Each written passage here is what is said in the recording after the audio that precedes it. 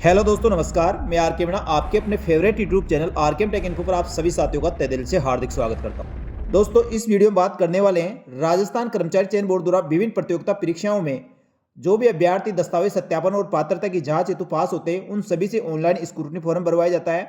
Online या offline scrutiny form भरवाने के पश्चात दस्तावेज सत्यापन और पात्रता की जांच की जाती है। तो साथियों, स्क्रूटनी फॉर्म क्या होता है और ऑफलाइन ऑनलाइन स्क्रूटनी फॉर्म कैसे भरे, साथ ही ऑनलाइन स्क्रूटनी फॉर्म के साथ कौन कौन से दस्तावेज अटैच करने होते हैं, कौन से दस्तावेज अपलोड करने होते हैं, ए टू जेड प्रोसेस आपको इस वीडियो में बताया जाएगा। इसलिए सभी अभ्यर्थी साथियों इस वीडियो को पूरा अंत तक देखें। और जो साथी पहली बार हमारे YouTube channel RKM take info को देख रहे हैं तो साथियों, राजस्थान सरकार की समस्त भर्तियों की संपूर्ण सटीक जानकारी के साथ ही इस प्रकार की महत्वपूर्ण अपडेट के लिए हमारे YouTube channel RKM take info को सब्सक्राइब करके बेल आइकन प्रेस कर ले, जिससे दोस्तों आगे आने वाले वीडियो की नोटिफिकेशन आपको तुरंत प्रभाव से मिल सके। चलो शुरू करते हैं दोस्तों इस वीडियो को और देखते हैं स्क्रूटनी फॉर्म क्या होता है और स्क्रूटनी फॉर्म क्यों भरवाया जाता है। तो साथियों, किसी भी भर्ती की दस्तावेज सत्यापन पात्रता की जांच से पहले चाहे राजस्थान कर्मचारी चयन बोर्ड हो या राजस्थान लोक सेवा आयोग या किसी विभाग द्वारा कोई प्रतियोगिता परीक्षा आयोजित करवाई जाती है और उसके दस्तावेज सत्यापन तो अभ्यर्थी को बुलाया जाता है, तो उनका स्क्रूटनी फॉर्म के साथ समस्त दस्तावेज अटैच करके अभ्यर्थी की समस्त डिटेल इसमें भरवा ली जाती है, जिससे साथियों पात्रता की जांच और दस्तावेज सत्यापन में विभाग को काफी सहूलियत होती है और विभाग द्वारा पूरा बायोडेटा इस स्क्रूटनी फॉर्म में ले लिया जाता है। जो आपके ऑनलाइन आपने आवेदन फॉर्म भरा है, स्क्रूटनी फॉर्म भरा है और ऑफलाइन आप दस्तावेज सत्यापन करवाने वाले हैं, उसमें सभी विवरण और आपके दस्तावेज सेम होने चाहिए। इसी के लिए साथियों स्क्रूटनी फॉर्म भरवाया जाता है। तो साथियों, पिछले वीडियो में अपन ने बात किया ऑनलाइन स्क्रूटनी फॉर्म कैसे बनना है, उसके साथ कौन कौन से दस्तावेज अपलोड करने होते हैं, कौन सी डिटेल आपको भरनी होती है। इस वीडियो में बात करेंगे साथियों आप ही के रिक्वेस्ट पर ऑफलाइन स्क्रूटनी फॉर्म कैसे भरना होता है, इसके साथ कौन से दस्तावेज और कौन से डिटेल आपको भरनी होती है। साथियों, काफी भर्ती परीक्षाओं में जिन अभ्यर्थियों के द्वारा ऑनलाइन स्क्रूटनी फॉर्म नहीं भरा जाता है या साथियों जो बाद में वेटिंग में या अतिरिक्त अभ्यर्थियों को चयन किया जाता है, वहाँ ऑनलाइन स्क्रूटनी फॉर्म न भरवाकर ऑफलाइन स्क्रूटनी फॉर्म मांग लिया जाता है, तो वहाँ अभ्यर्थी को ऑफलाइन स्क्रूटनी फॉर्म भरना होता है। अभी हाल ही में भी साथियों राजस्थान कर्मचारी चयन बोर्ड द्वारा आयोजित कई प्रतियोगिता परीक्षाओं में जिन अभ्यर्थियों को पात्रता की जांच और दस्तावेज सत्यापन हेतु चयन हुआ था, उनमें से ऑफलाइन स्क्रूटनी फॉर्म लिया गया था। तो साथियों, इसी को ध्यान में रखते हुए आप सभी के रिक्वेस्ट पर ये ऑफलाइन स्क्रूटनी फॉर्म का पूरा प्रोसेस आपको इस वीडियो में बताया जाएगा। ऑफलाइन स्क्रूटनी फॉर्म आपको कहां पर और कैसे मिलेगा, तो साथियों राजस्थान कर्मचारी चयन बोर्ड की ऑफिशियल वेबसाइट पर आपको जाना है rssb.rajasthan.gov.in। यहाँ साथियों एम्प्लॉय कॉर्नर में जाकर आपको डाउनलोड सेक्शन पर जाना है। डाउनलोड सेक्शन में सभी प्रकार के शपथ पत्र, घोषणा पत्र, फॉर्मेट और आपको स्क्रूटनी फॉर्म का डाउनलोड करने का ऑप्शन मिलेगा। तो इसमें 5 नंबर पर आपको new detail scrutiny form option दिखाई देगा। इस पर डाउनलोड पर क्लिक करके आप ये ऑफलाइन स्क्रूटनी फॉर्म डाउनलोड कर सकते हैं। साथियों, ये ऑफलाइन स्क्रूटनी फॉर्म का फॉर्मेट आपको इस प्रकार दिखाई देगा। इस फॉर्मेट में आपको सबसे पहले इसमें कार्यालय के द्वारा उसकी पूर्ति की जाएगी, ये आपका काम नहीं है। नीचे अभ्यर्थी को इसमें 100 रुपये का पोस्ट ऑर्डर लगाना है। जैसे ऑनलाइन स्क्रूटनी में आप 100 रुपये फीस जमा कराते हैं, इसमें ऑफलाइन में आपको पोस्टल ऑर्डर के द्वारा साथियों आपके फीस जमा होगी। अब ये पोस्टल ऑर्डर कहाँ मिलेगा, तो साथियों पोस्टल ऑर्डर आप किसी भी नज़दीक अपने पोस्ट ऑफिस में जाए, जो डाकघर होता है, डाकघर में साथियों आपको 100 रुपये का एक पोस्टल ऑर्डर खरीदना है। तो इसमें सचिव राजस्थान कर्मचारी चयन बोर्ड के नाम से पोस्टल ऑर्डर भरना है और साथियों इस फॉर्म के साथ आपको अटैच करना होगा। या साथियों आपको आवेदक को, जो भी आवेदक ये ऑफलाइन स्क्रूटनी फॉर्म भरने वाला है, उसको अपने नवीनतम या अपने जो पासपोर्ट साइज की फोटो जो आपने ऑनलाइन आवेदन फॉर्म में लगाई है, वो फॉर्म आपको यहाँ चस्पा करनी है। इसके पश्चात अभ्यर्थी को अपनी बेसिक डिटेल भरनी है।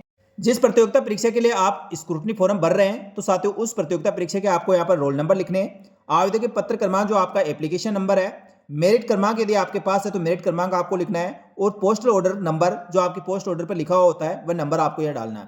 इसके पश्चात भर्ती विज्ञापन का जो विज्ञापन संख्या था, पद कोड और क्रम संख्या आपको लिखनी है। कौन से पद के लिए ये आप स्क्रूटनी फॉर्म भर रहे हैं उसका पद नाम और विभाग का नाम आपको लिखना है।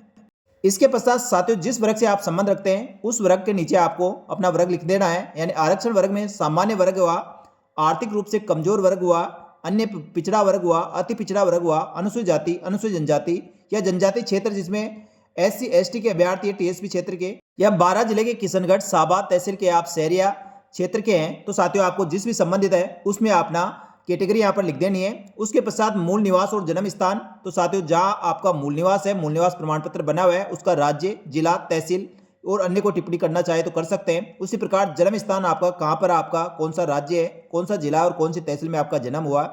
इसके अलावा साथियों अतिरिक्त विशेष श्रेणी जिसमें आवेदित कॉलम में आपको हाँ अंकित करें और शेष कॉलम में आपको क्रॉस टिक करना है। तो साथियों जैसे महिला अभ्यर्थी है, अविवाहित महिला है, विवाहित महिला है, विधवा है या विच्छिन्न विवाह है। इसी प्रकार विशेष योग्य जन जिसमें साथियों दृष्टिहीन, अल्पदृष्टि, मुकबधिर, अस्थि विकृत, LDCP या भूतपूर्व सैनिक, उत्कृष्ट खिलाड़ी या एनसीसी या साथियों MIMD, इसमें से जिस भी श्रेणी से यदि आप संबंध रखते हैं तो उसमें साथियों आपको हाँ करना है और बाकी कॉलम में आपको क्रॉस करना है। यदि साथियों आप इससे संबंध नहीं रखते हैं तो सब में आपको क्रॉस कर देना है। इसके बाद साथियों पहले से आप किसी राज्य की सेवा में या किसी उपक्रम में आप कार्यरत है तो उसका विवरण आपको देना होगा। राज्य सेवा में है तो साथियों राज्य सेवा कर्मचारी, पंचायत राज सार्वजनिक निगम में है तो साथियों आपको यहाँ बढ़ना है। विभाग के कर्मचारी है यानी जिस विभाग की वैकेंसी निकाली है और उसी के आप कर्मचारी है तो आप दोस्तों यहाँ पर उसका उल्लेख करना है। अराजपत्रित कर्मचारी है या मंत्रालय कर्मचारी है उसका विवरण आपको देना है। साथ ही दोस्तों उसका NOC प्रमाण पत्र भी आपको बनाना होगा। जिस विभाग में आप पहले से कार्यरत है उसके HOD से आपको साथियों NOC प्रमाण पत्र लेना होगा। यदि साथियों आप सेवारत राज्य कर्मचारी नहीं है और आपने ऑनलाइन एप्लीकेशन फॉर्म में वैसा कुछ नहीं दर्शाया तो आप यहाँ क्रॉस अंकित कर सकते हैं, नो भर सकते हैं या डैश कर सकते हैं। इसके पश्चात आवेदक को साथियों यहाँ अपना पूरा नाम लिखना है। आवेदक को हिंदी में नाम और अंग्रेजी में आपको ब्लॉक लेटर में लिखना है। इसके पश्चात आवेदक को पिता का नाम, माता का नाम, आवेदक की जन्म तिथि, आपकी जन्म तिथि क्या है और विज्ञप्ति की निर्धारित तिथि तक आपकी आयु क्या है, जो आपके आवेदन फॉर्म में आप देख सकते हैं कितने माह, कितने दिन और कितने वर्ष के आप हुए हैं। यह आवेदन फॉर्म में जो तिथि निर्धारित की गई है उसके आधार पर आपको ये बनना है। इसके पश्चात नागरिकता भारतीय या अन्य कोई है तो आप दे, धर्म आपका धर्म यहाँ लिखे और वैवाहिक स्थिति का विवरण आपको यहाँ देना है। आप अविवाहित है, शिक्षण विवाह या परित्यक्ता है, विधवा है, विधुर है या पुनर्विवाहित है तो साथियों उसका विवरण आपको देना है। तो साथियों यहाँ तक जो जानकारी दी है वो आपको अच्छी लगी तो वीडियो को लाइक जरूर करें और चैनल को सब्सक्राइब करके बेल आइकन प्रेस कर लें। इसके बाद बात करें साथियों नंबर 8 विवाह विवरण। विवाहित अभ्यर्थी को अपनी विवाह की स्थिति यहाँ बढ़नी है। साथियों यहाँ पर लड़की है तो पति का नाम और लड़का है तो पत्नी का नाम आपको बढ़ना है और विवाहित तिथि, कब आपका विवाह हुआ है, कौन से स्थान पर विवाह हुआ है और विवाह पंजीकरण संख्या आपको लिखनी है। विवाह पंजीकरण का स्थान कहाँ पर आपका विवाह पंजीकरण हुआ है और पंजीयन अधिकारी कौन है। तो साथियों इस प्रकार आपको ये वैवाहिक स्थिति आपको पूरा विवरण यहाँ पर बनना होगा। ये सब आपको विवाह प्रमाण पत्र में मिल जाएंगे। इसके पश्चात साथियों संतान विवरण, जो विवाहित होने की स्थिति में आपके जीवित पुत्र पुत्री का आपको यहाँ विवरण बनना है। बच्चों का नाम लिखना है, जन्म तिथि लिखनी है तो ये विवरण आया भरे और 1/6/2002 से पूर्व कितने बच्चे हैं और 1/6/2002 के पश्चात कितने बच्चे हैं यह आपको संख्या लिखनी है। इसके पश्चात अभ्यर्थी को पत्र व्यवहार का पता, मैं फोन नंबर, मोबाइल नंबर आपको भरना है। अपना पूरा एड्रेस देना है जहां से आपको पत्र व्यवहार किया जा सके और स्थायी निवास का पूरा पता लिखना है। दोनों में सेम है तो सेम भर सकते हैं, यदि अलग अलग है तो अलग अलग आप भर सकते हैं। तो साथियों पता और अपना मोबाइल नंबर जरूर दे, सही अपना पत्र व्यवहार का पता लिखे जिससे साथियों कोई भी पत्राचार किया जा सके तो आपके पास डाक पहुंच सके। इसके पश्चात अभ्यर्थी से शैक्षणिक योग्यता का पूरा विवरण मांगा जाएगा तो अभ्यर्थी का पूरा विवरण आपको भरना है। परीक्षा जो आपने उत्तीर्ण की है, परीक्षा जो उत्तीर्ण की है उसका नाम आपको लिखना है। कुल कितने अंक का आपका एग्जाम था, प्राप्तांक यानी कितने अंक आपने प्राप्त किया, प्राप्तांक को प्रतिशत आपको लिखना है। कौन सी ग्रेड से आपने ये एग्जाम पास किया है, कौन से वर्ष में पास किया है, ऐच्छिक विषय क्या थे, कोर्स की अवधि कितने दिन की थी, कितने साल की थी, रोल नंबर क्या है, बोर्ड विश्वविद्यालय का नाम लिखना है और रोल नंबर क्रमांक आपको यहाँ लिखना है।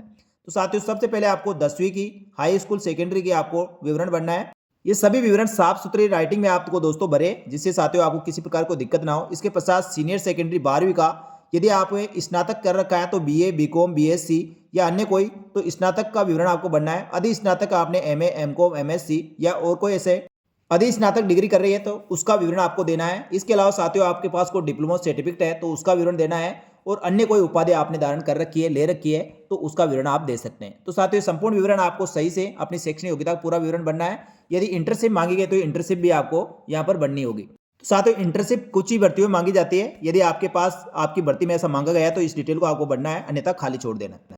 यदि कोई अभ्यर्थी साथियों आयु सीमा में छूट चाहा है और छूट के आधार पर आपने फॉर्म भरा है तो उसका विवरण आपको यहाँ देना होगा। ये अभ्यर्थी को विशेष योग्यता, अनुभव, पुरस्कार, पदक विजेता है तो साथियों उसका विवरण आपको भरना है। यदि कोई अभ्यर्थी शोध कर रखा है, आपकी कोई पुस्तक है, शोध पत्र है तो उसका विवरण आप दे सकते हैं। यदि आपके दोस्तों आयोग द्वारा या बोर्ड द्वारा दंडित, पदच्युत या बैकलिस्ट किया गया है तो उसका विवरण अभ्यर्थी को यहाँ सही से देना होगा। ऊपर पूरा फॉर्म भरने के पश्चात यहाँ आपको एक शपथ पत्र है जिसको घोषणा आपको करनी है। इसमें अपना घोषणा पत्र में नीचे आपको स्थान लिखना है, दिनांक लिखना है और अभ्यर्थी को यहाँ सिग्नेचर करने हैं।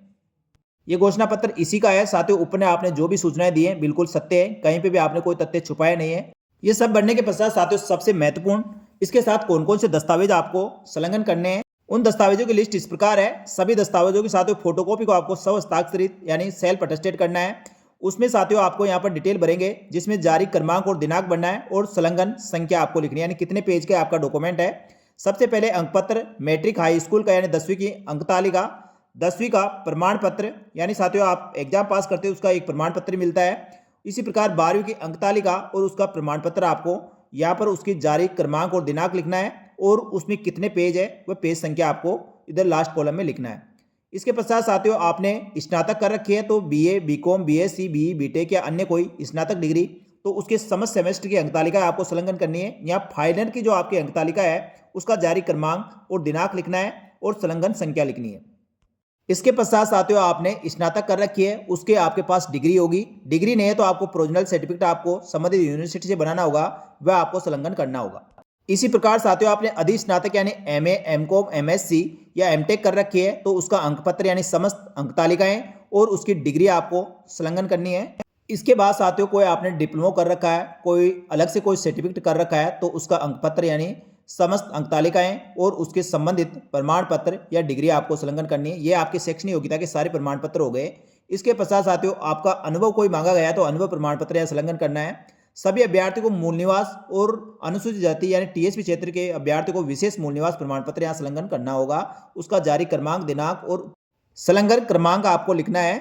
इसके पश्चात साथियों जाति प्रमाण पत्र, आर्थिक रूप से कमजोर वर्ग, अनुसूचित जाति, अनुसूचित जनजाति, अन्य पिछड़ा वर्ग, अति पिछड़ा वर्ग के अभ्यर्थियों को अपना जाति प्रमाण पत्र यहाँ पर संलग्न करना है, उसका डिटेल विवरण भरना है। इसके अलावा कोई अन्य प्रमाण पत्र आपके पास है तो उसका विवरण आप यहाँ पर दे सकते हैं। इसके पश्चात साथ कार्यालय टिप्पणी रहेगी। नीचे जो भी अधिकारी आपके दस्तावेज चेक कर रहा है, स्क्रूटनी फॉर्म चेक कर रहा है, वह अपना साथियों हस्ताक्षर करेगा, अपना नाम लिखेगा, पदनाम लिखेगा। तो ये ऑप्शन कार्यालय उपयोग के लिए है। नीचे बात करें साथियों शिक्षा संबंधी प्रमाण पत्र, ये किसके लिए और क्यों जरूरी है। तो साथियों शिक्षा संबंधी प्रमाण पत्र प्रपत्र 3 है। इसमें यदि आपने ऑनलाइन आवेदन फॉर्म भरते समय आपके पास शैक्षणिक योग्यता नहीं थी और आपने एपियरिंग में फॉर्म भरा है तो उन अभ्यर्थियों के लिए साथियों शिक्षा संबंधी प्रमाण पत्र मांगा जाता है। इसमें अभ्यर्थी को अपना पूरा विवरण भरना है। नीचे साथियों जहां से आपने शैक्षणिक योग्यता प्राप्त की है उसकी संस्था प्रधान या किसी भी राजपत्र अधिकारी से आप इसको सत्यापित करवा सकता है। इसके पश्चात साथियों अगले स्टेप में आप सभी अभ्यर्थियों को एक संक्षिप्त चेकलिस्ट दी गई है। इस चेकलिस्ट में आपको अपनी शैक्षणिक योग्यता अभ्यर्थी संबंधित कॉलम पर टिक करना है और कार्यालय उपयोग होते लास्ट वाला कॉलम है तो आपको इसमें केवल टिक करना है जो आपसे संबंधित है। तो साथियों सबसे पहले शैक्षणिक योग्यता से संबंधित है, उसके बाद श्रेणी वर्ग से संबंधित है। तो आप इसको अच्छी तरह पढ़े और आपको अच्छी तरह पढ़कर इस पर टिक करना है। उसके पश्चात अनुभव और आयु से संबंधित है तो साथियों अनुभव यदि मांगा गया है तो आपको बढ़ना अन्यथा छोड़ दे। उसी प्रकार आयु तो अभ्यर्थी विज्ञप्ति निर्धारित तिथि तक आपकी आयु क्या रही है और विज्ञप्ति के अनुसार निर्धारित तिथि तक आयु सीमा क्या है। तो साथियों ऊपर जो आपने भरा है और विज्ञप्ति में जो मांगा गया था उसके अनुसार आप कितने वर्ष, कितने माह और कितने दिन के हैं और विज्ञप्ति के अनुसार कितनी उसमें न्यूनतम आयु मांगी गई है और अधिकतम कितनी मांगी गई है यह आपको भरना है। इसके पश्चात स्वयं को निम्न में से किन श्रेणी में आप मानते हैं उस पर साथियों आपको क्रम संख्या यहाँ पर लिखनी है।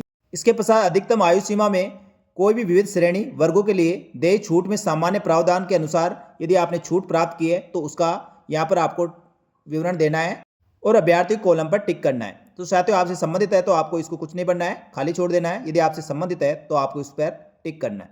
इसके साथ ही फॉर्म में साथियों कहीं पे भी आपको कुछ समझ में नहीं आता है तो उसको आप खाली छोड़ दें। जब दस्तावेज सत्यापन करवाए जाएंगे तब साथियों आप वहां कर पूछ कर आराम से भर सकते हैं, इसलिए गलत आपको किसी को नहीं भरना है।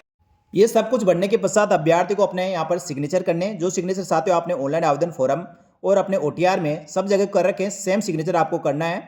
इसके पश्चात साथियों नीचे जो कॉलम दिया गया है ये कार्यालय उपयोग के लिए आपसे संबंधित नहीं है तो इसको आप बिल्कुल खाली छोड़ दें। ये संबंधित कार्यालय द्वारा पूर्ति इसकी कर ली जाएगी। और नीचे आपको दस्तावेज परीक्षण करने वाले अधिकारी अपना दिनांक, नाम और पदनाम यहाँ पर लिख लेगा, इसलिए आप इस कॉलम को खाली छोड़िए। तो साथियों ये ऑनलाइन स्क्रूटनी फॉर्म आपका कंप्लीट हो गया है। तो यहाँ तक की जो भी जानकारी आपको दी गई है वह जानकारी से आप संतुष्ट होंगे तो दोस्तों एक बार वीडियो को लाइक जरूर करें। आगे बात करेंगे साथियों अटेस्टेशन फॉर्म के बारे में। तो साथियों इसी के साथ आपको अटेस्टेशन फॉर्म भी भरना होता है। अटेस्टेशन फॉर्म की आवश्यकता क्यों होती है? आपके साथियों जिस भी विभाग द्वारा दस्तावेज सत्यापन करवाए जाते हैं उनके द्वारा अपने स्तर से यदि पुलिस वेरिफिकेशन करवाया जाता है तो ये अटेस्टेशन फॉर्म उसी के लिए भरवाया जाता है। तो इसको भी आपको साफ सुथरा और इंग्लिश में ब्लॉक लेटर में लिखना है, कैपिटल लेटर में आपको पूरा फॉर्म भरना है। सबसे पहले अभ्यर्थी को जो निर्धारित स्थान दिया गया है वहाँ फोटो चस्पा करनी है। उसके पश्चात अभ्यर्थी को अपना नाम लिखना है, सरनेम लिखना है और जिस भर्ती के लिए आप स्क्रूटनी फॉर्म भर रहे हैं उस भर्ती का यहाँ रोल नंबर आपको लिखना है। यदि मेरिट नंबर आपके पास है तो मेरिट नंबर लिखना है। इसके पश्चात आपको प्रेजेंट एड्रेस लिखना है। उसके पश्चात आपके होम परमानेंट एड्रेस लिखना है। दोनों जगह सही एड्रेस लिखना है, सही डिटेल आपको बननी है और ब्लॉक लेटर यानी कैपिटल लेटर में आपको बनना है। अपने मोबाइल नंबर जरूर देना है जिससे साथियों पुलिस वेरिफिकेशन होता है तो आपसे संपर्क किया जा सके और आपके घर तक पहुंचकर या आपके गांव में पहुंचकर आपके स्थान पर पहुंचकर आपके बारे में सारी जानकारी प्राप्त कर सके। इसलिए साथियों पूरा विवरण आपको देना जरूरी है। इसके बाद साथियों पिछले 5 साल में आप कहाँ कहाँ पर निवास करें, कहाँ कहाँ रहे, उसका विवरण देना है। यदि साथियों आप अपने होम टाउन जो आपका परमानेंट एड्रेस है वही रह रहे हैं तो साथियों आपको वही एड्रेस लिख देना है। यदि आप टुकड़ों में अलग अलग जगह रहे हैं तो उसका विवरण आपको देना होगा। यहाँ आपके फादर की डिटेल देनी होगी, उनका नाम भरना होगा, पूरा एड्रेस आपको लिखना है, साथ ही परमानेंट एड्रेस लिखना है। उनका प्रोफेशनल क्या काम करते हैं, फार्मर है, कोई सर्विस में है, जो भी है वह आपको विवरण देना है। इसके पश्चात साथियों यदि सर्विस में है तो उनके ऑफिस का एड्रेस और उनकी डेजिनेशन भी आपको डालनी होगी। इसके पश्चात नेशनलिटी आपकी साथियों नेशनलिटी भरी हुई है, इस पर केवल आपको टिक करना है। साथ ही दोस्तों place of birth with name of district and state आपको ये डिटेल देनी है। यहाँ पर शादीशुदा तो साथियों हस्बैंड या वाइफ का अपना विवरण भरना है। उसके पश्चात डेट ऑफ बर्थ आपकी जन्म तारीख भरनी है। उसके पश्चात प्रेजेंट एज ऑफ एडवर्टाइजमेंट जो साथियों आपने ऊपर भरा है, यानी जो विज्ञप्ति में जो डेट मांगी गई है उसके अनुसार आपकी आयु कितने वर्ष, कितने माह और कितने दिन की है, वही विवरण भरना है। साथ ही 10वीं के आधार पर आपकी उम्र 10वीं पास जो आपने की है उस समय आपकी कितनी उम्र रही है, तो साथियों 10वीं की अंक तालिका के आधार पर आप कैलकुलेट कर ले जब आपने 10वीं पास की है उसके अनुसार आपकी कितनी उम्र हुई है। इसके पश्चात साथियों कौन सी जगह आपका जन्म हुआ है, डिस्ट्रिक्ट स्टेट आपको पूरा विवरण बनना है। साथ ही दोस्तों district state which of belong, कौन से डिस्ट्रिक्ट से आप संबंध रखते हैं, कौन सा स्टेट है आपका और कौन सा रिलीजन है, ये सभी विवरण आपको सही से भरना है। आप शेड्यूल कास्ट या शेड्यूल एरिया से हैं तो साथियों यस करना है, अन्यथा नो करना है। इसके पश्चात साथियों आपके एजुकेशन की आपको डिटेल देनी है। जो 15 वर्ष बाद आपने कौन कौन सी एजुकेशन प्राप्त की है उन सभी का विवरण आपको यहाँ से भरना है। कौन सी स्कूल से आपने पास आउट किया है, कौन सी कॉलेज से पास आउट किया है, उसका पूरा एड्रेस होगा। कब आपने स्कूल कॉलेज में प्रवेश लिया है, कब वहाँ से छोड़ा है और कब आपने एग्जाम पास किया है, ये पूरा विवरण आपको सही से भरना है। साथियों यदि आप पहले से राजकीय सेवा में हैं या कहीं काम किया तो साथियों उसका विवरण आपको यहाँ पर देना है। यदि है तो ठीक है, अन्यथा दोस्तों यहाँ पर आपको खाली छोड़ना है। यदि किसी न्यायालय में आपके खिलाफ कोई प्रकरण दर्ज है, उसमें आपको सजा हुई है या सजा से आपको बरी किया गया है तो साथियों उसका विवरण आपको सही से भरना है। यदि नहीं है तो नो करना है तो दोस्तों उसका विवरण आपको जरूर देना है। इसके साथ दोस्तों आपको नीचे 2 व्यक्तियों के नाम आपको देने होंगे जो आपके आड़ोस पड़ोस के हो सकते हैं या साथियों आपको अच्छी तरह आपके गाँव में जानते हो, ऐसे व्यक्तियों के नाम देने हैं जो साथियों आपके बारे में यदि पुलिस वेरिफिकेशन करती है तो सही जानकारी दे, कोई गलत आपके बारे में कमेंट या गलत जानकारी ना दे। ऐसे व्यक्तियों के यहाँ नाम लिखने हैं जो आपके लिए पॉजिटिव हो। नीचे अभ्यर्थी को दिनांक, पैलेस और अपने सिग्नेचर करने हैं। साथियों सिग्नेचर आपको सेम, जहाँ सभी जगह आप सिग्नेचर करें सिग्नेचर आपको बिल्कुल सेम करने हैं। यहाँ पर साथियों सिग्नेचरों में किसी प्रकार का बदलाव आपको नहीं करना है। और ये पूरा अटेस्टेशन फॉर्म भरने के पश्चात नीचे साथियों इसको किसी राजपत्र अधिकारी से आपको सत्यापित कराना होगा। पहले आप अपना नाम, पता और कब से आपको वह जानता है ये पूरा विवरण भरेगा। उसके पश्चात वो अपने यहाँ सिग्नेचर करेगा, अपना पूरा एड्रेस लिखेगा, डेजिनेशन लिखेगा और अपने स्टाम्प लगाएगा, यानी साथियों उसकी मोहर लगना यहाँ जरूरी है, पैलेस और डेट लिखेगा। तो किसी भी राजपत्र अधिकारी से आप साथियों जो गजिटेड है, फर्स्ट ग्रेड है, उससे आपको ये अटेस्टेशन फॉर्म अटेस्टेड करवाना है। तो साथियों जो ऑनलाइन स्क्रूटनी फॉर्म भरेंगे उसके साथ ये अपलोड करना है और ऑफलाइन के साथ आपको ये हाथ से भरा हुआ फॉर्मेट आपको जमा कराना है। तो साथियों ये था ऑफलाइन स्क्रूटनी फॉर्म आपको कैसे भरना है, इसमें कौन कौन से दस्तावेजों की आवश्यकता होगी, A to Z प्रोसेस आपको बताया। तो साथियों मैं समझता हूँ ये जानकारी आपको बहुत अच्छी लगी होगी, तो वीडियो को लाइक जरूर करें और चैनल को सब्सक्राइब करके साथियों अपने दोस्तों को भी शेयर करें जिससे साथियों उनको भी इसी प्रकार की महत्वपूर्ण जानकारियां मिल सके। तो साथियों मैंने आपको पिछले वीडियो में ऑनलाइन स्क्रूटनी फॉर्म और इस वीडियो में आपको ऑफलाइन स्क्रूटनी फॉर्म कैसे भरना है, कौन कौन से दस्तावेजों की आवश्यकता होगी, कौन कौन से दस्तावेज अपलोड करने हैं, कौन से इसके साथ लगाने हैं, साथ ही अटेस्टेशन फॉर्म कैसे भरना है, संपूर्ण जानकारी साथियों आपको इस वीडियो में दी गई है। तो अब आप आसानी से अपना पूरा ऑनलाइन स्क्रूटनी फॉर्म हो या ऑफलाइन स्क्रूटनी फॉर्म आप भर सकते हैं और समस्त दस्तावेजों के साथ अपने दस्तावेज सत्यापन करवा सकते हैं। तो साथियों आप सभी को जो भी अभ्यर्थी दस्तावेज सत्यापन करवाएंगे और ऑनलाइन स्क्रूटनी या ऑफलाइन स्क्रूटनी फॉर्म भरेंगे उन सभी अभ्यर्थियों को मेरी तरफ से एडवांस बहुत बहुत बधाई और शुभकामनाएं। और मेरे यूट्यूब चैनल पर जो भी जानकारी आपको दी जा रही है उनसे आप बिल्कुल संतुष्ट होंगे। तो साथियों इसी प्रकार की महत्वपूर्ण जानकारी के साथ ही राजस्थान सरकार की समस्त भर्तियों की संपूर्ण और सटीक जानकारी के लिए हमारे YouTube channel RKM take info को सब्सक्राइब करके बेल आइकन प्रेस करें और अपने अन्य दोस्तों को भी शेयर करें। और यहाँ तक वीडियो देखने वाले सभी अभ्यर्थियों को बहुत बहुत धन्यवाद, क्योंकि साथियों आपको ये जानकारी चाहिए थी इसलिए आपने पूरा वीडियो देखा है। तो आप सभी को एक बार फिर से धन्यवाद। इस वीडियो में इतना ही। इसी प्रकार की महत्वपूर्ण जानकारी के साथ ही राजस्थान सरकार की एक और भर्ती की महत्वपूर्ण सटीक जानकारी लेकर नए वीडियो में उपस्थित होंगे। तब तक के लिए धन्यवाद। जय हिंद, जय भारत।